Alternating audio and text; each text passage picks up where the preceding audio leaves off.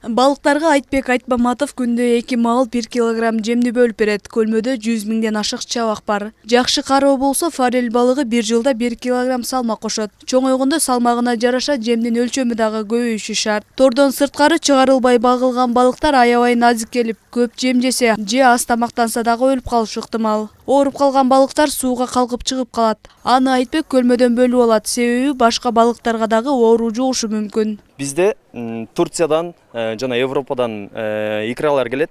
Ал икраларды баягы өлүп калгандарын терип, андан тышкары калгандарын бул жака чоңойтуу биздин максатчы.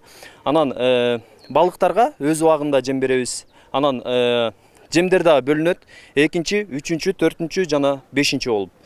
Биз азыр могу көрүп турган малёкторго 2-чи размердеги жемди беребиз. Эң кичинекей болуп саналат ал. Илгиз Сарылдык уулу Кара Балтай шаарында жайгашкан Чакан көлгө Орусиядан форель балыгынын уругун алып келип салган. 7 ай мурун баштаган иши жемишин берип, балык сүйүүчүлөрү даам тата баштады. Айтымында балык чарбасын баштаардан мурда Европага барып балык өстүрүүнү өздөштүрүп келген. Азыркы тапта уруктан айына 3000 чабак өндүрүп көлгө салат. Учурда Орусиядан буйрутма бергендердин саны өсүүдө. Биз алганда бүт өзүңүздөр көргөндөй момундай камыш болчу, баягы саз, болото болчу, бүт камыш. Биякты тазалатып, в общем, бияка где-то 750-800 миң доллар акча вложить эттим. Андан где-то 350 миң доллар кредит алгам. Калгандары үйлөрдү, квартираларды сатып.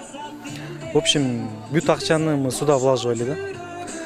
Ошол эми окупаемость Кудай буйруса болот эми. Жаңы баштап атабыз, чоң-чоң контракттарды түздүк уже россияндар мененчи. Россияда алабыз дейт, айына 100 тонна улоо, 1000 тонна улоо алабыз дейт да, объемго чыгаргыла дейт. Бул жарым жылдын ичинде биз инкубация кылдык да, жаңы малёкторду чыгардык. Где-то 300-500 миңдей уже малёк чыгардык да. Аны эгер товарныйга жеткизсек 500 тонна болот да, эгер 1 килограммга жеткизсек. Чүй облусунун ар бир районунда өнүгүү программалары иштелип чыгып, ошонун ичине жаңы ишканаларды ачуу, инвестиция тартуу долбоору каралган. Алардын бири балык чарбасы. Өкмөттүн Чүй облусундагы өкүлүнүн биринчи орун басарынын айтымында бул көрүнүш аймактарды өнүктүрүү иш аракетинин бир бөлүгү болуп саналат. Балык чарбасын алгылыктуу иштетүү өлкөнүн экономикасына бир топ кирешелерди алып келет. Бул жерде жумушчу орун болот, бул жерде инфраструктура болот, бул жерде өнүгүүнүн кандайдыр бир булагы болот. Анан эми ишкерлердин дагы экинчи дагы багыты бар да, алар ушул жерге кичинекей акча салып ушул жерди гана өнүктүрүү эмес, мындан дагы башка дагы мындай багыттарга өнүктүрүүнү айтып атат. Ошону менен бирге таза азыктандыруу программасы да каралып атат. Андан тышкары ушу биздин өзүбүздөн чыккан продукцияны чет өлкөгө бүгүнкү күндө Евразис рыногуна алып чыгуу программасы да каралып атат. Ошондуктан мен ойлойм, бул жерде дагы бир логистикалык болбой болот. Муну менен дагы биздин экономикага салым көбүрөөк кошулат деген чоң ишеним бар.